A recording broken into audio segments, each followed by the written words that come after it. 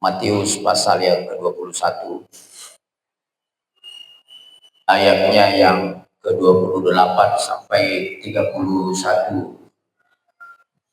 Saya memberikan judul hari ini, Bapak Ibu, Tuhan butuh pembuktian, bukan sekedar kata. Sekali lagi, Tuhan butuh pembuktian, bukan sekedar kata atau kata-kata. Mari Bapak Saudara, saya sudah memberi ayat sebab fokus agak sulit nanti kalau ditampilkan ke Alkitab. Saya sudah memberikan ayat Bapak Ibu, mulai dari ayat 28 sampai ayatnya yang ke-31.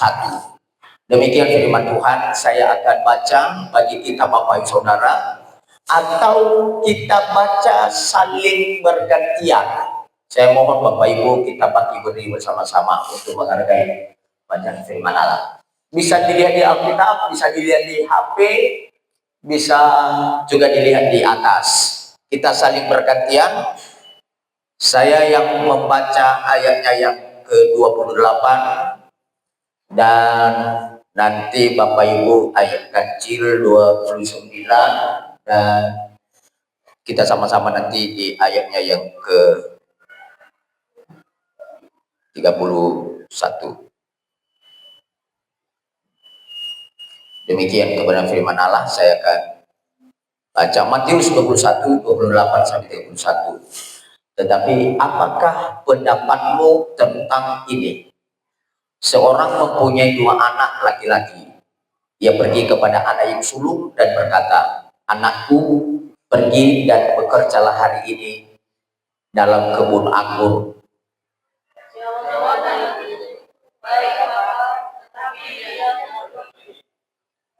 Ayat yang ke-20. Lalu orang itu pergi kepada anak yang kedua dan berkata demikian juga. Dan anak itu menjawab, "Aku tidak mau." Tetapi kemudian dia menyesal lalu pergi juga. Kita sama-sama hitungan ketiga, 1, 2, 3. Siapakah di antara orang itu yang melakukan kehendak ayahnya? Jawab mereka, "Yang terakhir." Kata Yesus kepada mereka, "Aku berkata kepadamu, sesungguhnya pemungut cukai dan perempuan-perempuan sundal akan mendahului kamu masuk ke dalam kerajaan Allah." Silakan dulu Bapak Ibu. Ini salah satu contoh kisah Bapak Ibu Saudara sekalian, yang Yesus memberikan sebuah perumpamaan, memberi sebuah perumpamaan Bapak Saudara, bahwa ada 2 orang, ada orang tua yang memiliki 2 orang anak laki-laki, dan ayahnya, orang tua yang memiliki 2 orang anak laki-laki ini, dia pergi kepada anak yang sulung. Dia berkata, "Hari ini bekerjalah kau, pergilah bekerja di kebun anggur." Ayo halo bakabu, mungkin seperti itu mungkin kalau di kita. Ayo halo bakabu, oga gitu nunggu. Lo hati beli ke dapura, lo hati beli ke asio, mungkin seperti itu mungkin barangkali. Lalu kata anak yang sulung, dia berkata, "Oke Bapak, baik Bapak." Lalu akhirnya tiba-tiba dia tidak pergi. Dia tidak pergi Bapak Ibu. Lalu setelah itu dia pergi kepada anak yang kedua. Dia pergi kepada anak yang kedua dan sama seperti itu dia berkata mau pergi ke kebun Hafea. Ai maka bu Hafea rogu ogai gitu ina sobuligoda. Baru anak yang kedua dia menjawab tidak mau. Dan itu kata tidak mau ini kata kesal, kata melawan, kata melawan. Lalu kata tidak mengikuti, kata bahwa tidak dengar perkataan orang tuanya. Lemah itu mungkin seperti itu, mungkin barangkali kalau bahasanya. Lemah itu, aku tidak mau. Lemah itu, lo haluan, ai tengah tahu haluan, tengah tahu haluan. lo masih dulu haleo seperti itu anaknya Sareu Bapak Saudara. Tapi ketika dia memikirkan, merenung-renungkan, berpikir dengan baik, muncullah kekesalan di dalam hatinya, menyesallah dia. Lalu ketika dia menyesal, maka dia pergi juga dan dia bekerja. Lalu kita memperhatikan, Yesus bertanya di ayatnya yang ke-31 berkata begini, siapakah di antara yang kedua itu yang benar? Lalu yang orang berkata adalah anak yang kedua atau anak yang terakhir, Bapak Ibu Saudara. Bapak Ibu Saudara, kebanyakan orang, Bapak Ibu, kebanyakan orang bahwa manis dalam perkataan, baik dalam perkataan, tapi ujungnya tidak melakukan, Bapak Ibu.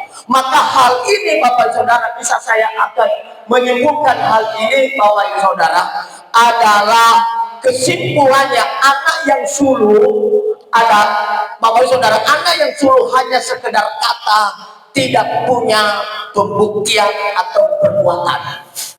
Pembuktian, Bapak Saudara, adalah perbuatan yang bisa diukur, perbuatan yang bisa dibuktikan, dan perbuatan yang Bapak Ibu Saudara yang fakta. Itu yang disebut dengan pembuktian. Anak yang pertama, Bapak Ibu Saudara, adalah walaupun kata-katanya adalah baik Bapak, aku pergi Bapak, tapi ternyata dalam hidupnya Bapak Saudara adalah hanya sekedar kata-kata saja yang tidak disertai dengan perbuatannya. Yang anak yang kedua, jawabannya tidak mau, kelihatan melawan, kelihatan kita tidak suka, kelihatan Bapak Saudara memberontak, tetapi ketika di dalam hatinya muncul penyesalan, muncul Bapak Saudara penyesalan di dalam hatinya, lalu dia pergi dan melakukan apa yang diperintahkan oleh bapaknya, maka orang mengatakan bahwa itulah dia yang benar daripada yang pertama. Bapak Saudara, kebanyakan Bapak Saudara, saya rasa kebanyakan begitu kadang-kadang anak kita. Mungkin di anak kita kadang-kadang oke, Bapak suka merayu, suka Bapak Saudara kata-kata manis, tapi seterusnya Bapak Saudara tidak melakukan apa yang kita perintahkan.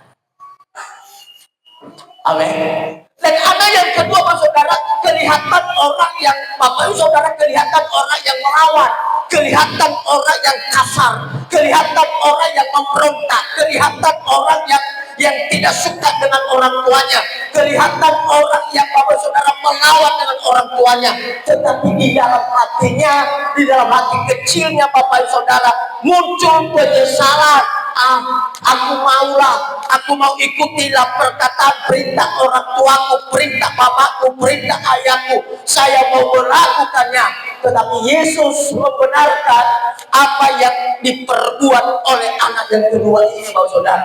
Dalam hidup kita, Bapak Saudara, kita jangan pernah tergiur dengan kata-kata manis. Oke? Kata-kata manis, apalagi kalau sekedar pacaran, Bapak Saudara. Ada kalau sekedar pacaran, kami dulu di tahun-tahun 90-an, sebelum 90-an Bapak Ibu.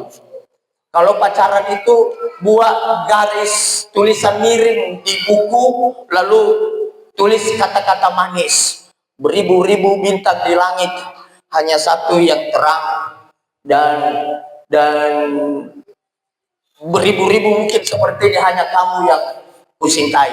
I love you to me, katanya.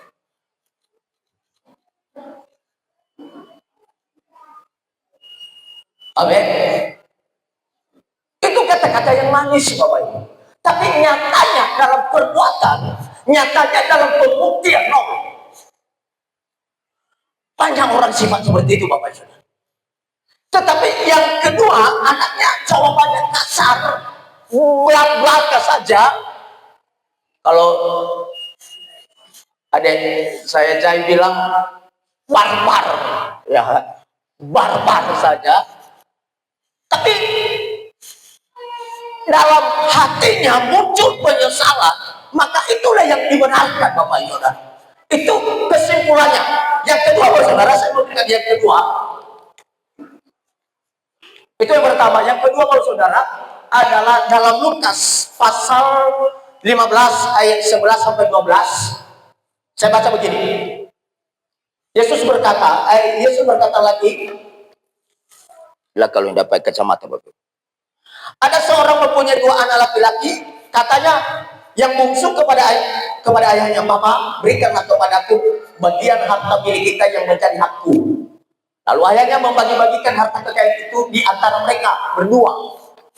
Ayat 15, kata anak itu kepadanya, "Papa, aku telah berdosa." Ayat 15, Bapak Saudara, ini kata ini setelah menjadi bagiannya dibagi harta ayahnya, dia pergi berfoya-foya bersama dengan perempuan-perempuan pelacur, lalu dia habislah uang yang menjadi bagiannya, menjadi budak di tanah rantau, menjadi pengasih makanan babi, dan makanannya adalah apa yang jatuh-jatuh dari makanan babi itu. Lebih berharga babi daripada hidupnya bapaknya ketika dia merantau.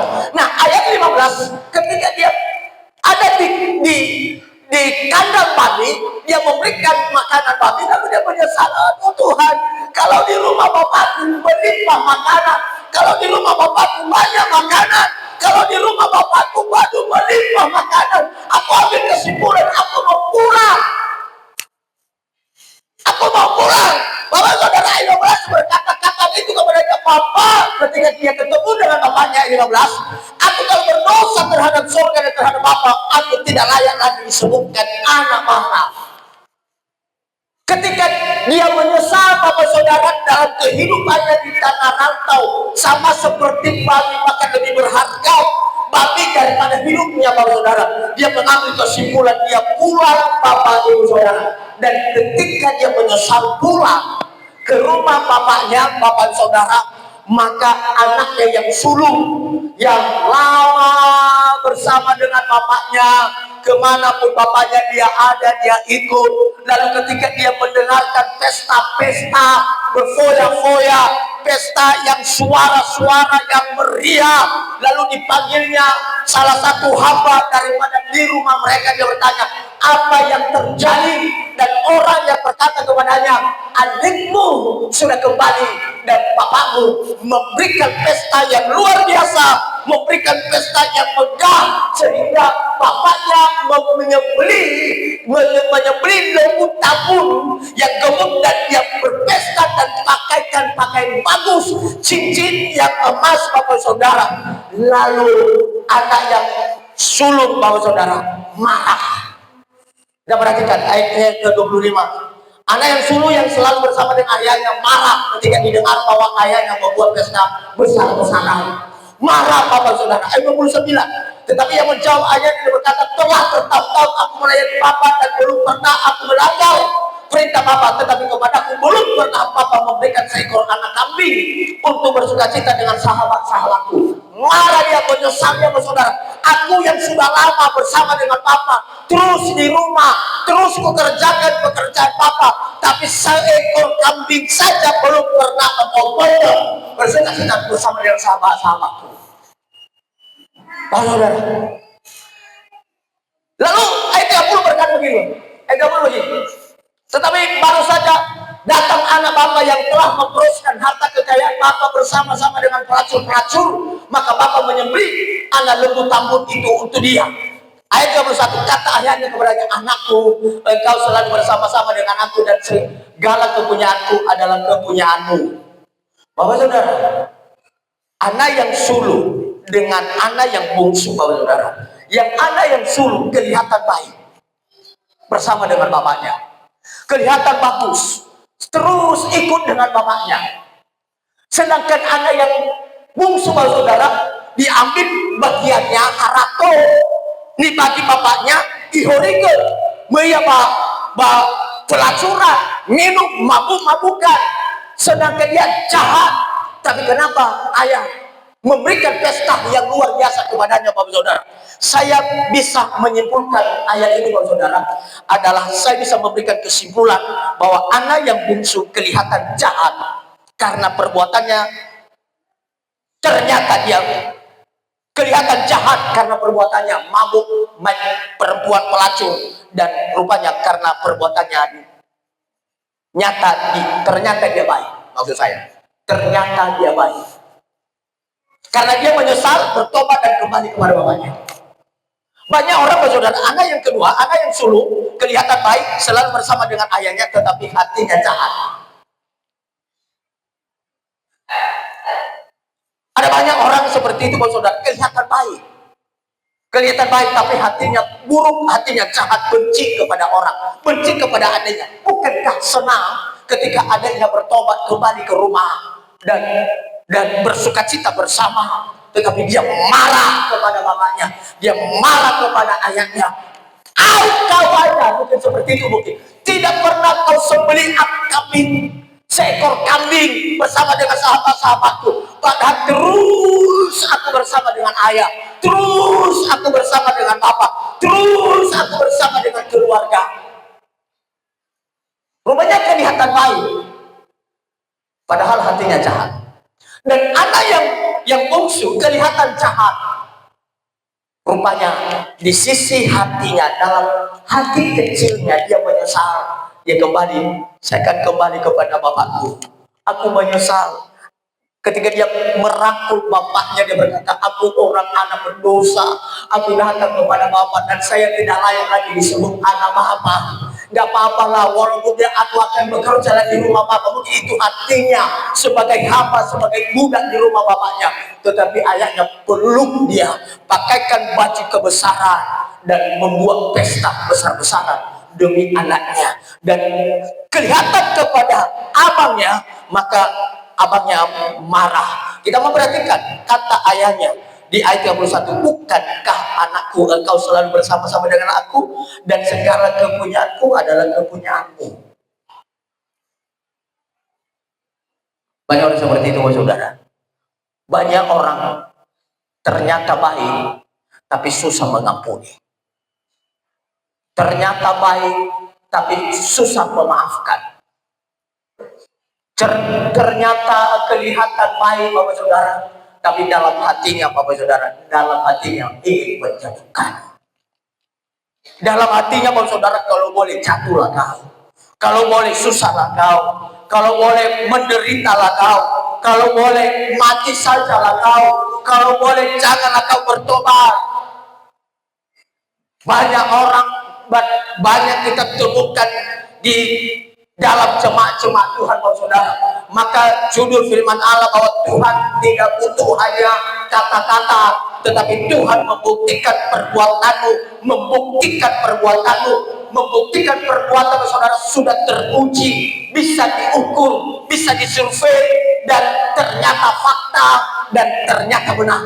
Itulah yang disebut dengan bukan sekedar kata, tapi bisa dibuktikan. Itu yang kedua. Yang ketiga, Bapak Saudara, yang ketiga begini, saya sampaikan ini, saudara. Yang ketiga, Lukas 22 ayat 44. Maka kata Yesus kepadanya, hai Yudas, engkau menjerahkan anak manusia dengan ciuman. Ini juga agak berbeda. Perbuatan Yudas di sini kelihatan baik, Bapak Saudara, tetapi tujuannya jahat. Arti ciuman, Bapak Saudara, adalah melampiaskan kasih sayang kepada anak. Kalau kita sebagai orang tua, sebagai opung, sebagai nenek, sebagai bapak, sebagai ibu, kalau ada anak kita, kita cium. Kata cium itu adalah kasih sayang yang mendalam. Amin. Faboirana si pakawa ya ono matoi uma kawannya fabor tengah ciuman si ya.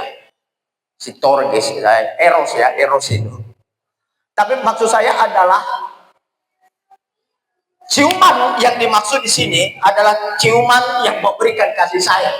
Tapi rupanya Yudas memberikan ciuman bukan dengan kasih sayang, bukan dengan karena dia mengasihi Yesus, tetapi dia memberikan ciuman kepada Yesus adalah untuk membunuh dan menjatuhkan, karena dalam hatinya perbuatan jahat, Bapak Saudara. Kelihatan baik, cium, guru, adik guru, dicium, dipeluk, dan dicium cipika-cipiki. Kelihatan akrab sekali, kelihatan sahabat sekali, kelihatan anggap orang tua sekali. Baik kali perkataan, baik kali perbuatan Yudas Iskariot, ternyata dalam hatinya kejahatan yang terjadi. Bukan karena dia senang, bukan karena dia mengasihi Yesus, tetapi tujuan daripada hatinya, perbuatan yang dilihat adalah perbuatan seperti kasih sayang, tetapi di dalam hatinya berbeda, Bapak Saudara, adalah untuk membunuh Yesus, untuk menyerahkan Yesus kepada tentara Romawi, Bapak Saudara. Saya memberikan kesimpulan, Bapak Saudara, adalah Matius 7 ayat 24. Orang yang mendengar perkataan Tuhan dan melakukannya, ia sama dengan orang yang bijaksana. Bukan hanya sekedar kata, Bapak Ibu. Untuk menjadi jemaat Tuhan bukan hanya sekedar kata. Untuk menjadi jemaat Saudara bukan hanya sekedar kata-kata saya. Oh Tuhan, aku mengasihi Engkau Yesus dengan segenap hatiku. Mengamuli malomo Bapak jiwanya. Wah! Ya, nama gereja Pak Ibu ya orang. Oh, haleluya, haleluya. Lalu kita malomo haleluya. Haleluya. Bapak Saudara, itu kadang-kadang kelihatan perbuatan yang baik, tetapi ternyata Saudara dalam hatinya adalah mengeluarkan kata-kata perbuatan yang jahat, Saudara. Maka oleh sebab itu perbuatan yang kita lakukan buat Tuhan bukan hanya sekedar kata, karena Tuhan tidak butuh hanya bicara bibir, tetapi Tuhan butuh adalah gerakan hati dan diperbuat oleh perbuatan kita sendiri, Bapak Saudara. Yakobus 1:22 berkata bahwa kita adalah menjadi pelaku firman Allah, bukan hanya pendengar saja. Kita menjadi pelaku firman Allah, bukan hanya pendengar saja. Kalau kita hanya pendengar saja, makanya Saudara, pernah saya akan memberikan sebuah filosofi. Bukan filosofi juga, Saudara, adalah survei, tapi saya belum pernah ke sana, ke Yerusalem. Danau Galilea dengan Laut Mati itu adalah sumber airnya hanya satu, bersumber dari Sungai Yordan. Sungai Yordan itu airnya bagus, tapi dialihkan ke dua tempat, Danau Galilea dan Laut Mati. Yang ada di Danau Galilea semua ikan hidup dan subur di situ. Kenapa? Karena Danau Galilea adalah airnya bagus. Dan kenapa Danau Galilea? Karena banyak sungai-sungai yang dialihkan. Air Sungai Yordan masuk ke Danau Galilea. Dari Danau Galilea dialihkan ke sungai-sungai yang kecil. Dan sehingga tetap mengalir airnya jernih dan bersih. Yang masuk di Laut Mati, air yang ada dari Sungai Yordan masuk ke Laut Mati. Laut Mati tidak ada aliran, mau kemana dialihkan? Disebut mati, buntu, Pak Saudara. Maka di situ tidak hidup ikan, Pak Saudara. Di situ disebut dengan laut mati. Tidak ada yang bisa hidup di situ, Bapak Saudara. Kenapa? Karena tidak mau menyalurkan ke sungai lain. Sama seperti itu hidup kita, Bapak Saudara. Hanya sekedar mendengar dan tidak pernah melakukan, mengimplementasikan dalam hidup kita kepada sesama kita manusia, Bapak Saudara. Yang Tuhan butuhkan bagi kita, Bapak Saudara, bukan hanya sekedar kata-kata, tapi yang Tuhan butuhkan dalam hidup kita, Bapak Saudara, adalah perbuatan yang nyata, perbuatan yang bisa dibuktikan, dan perbuatan yang Bapak Saudara yang bisa diukur. Terakhir, tujuan Tuhan dalam hidup kita adalah untuk memiliki perbuatan yang bisa dibuktikan, untuk mengasihinya, dan pekerjaannya bukan hanya sekedar kata. Amin. Haleluya.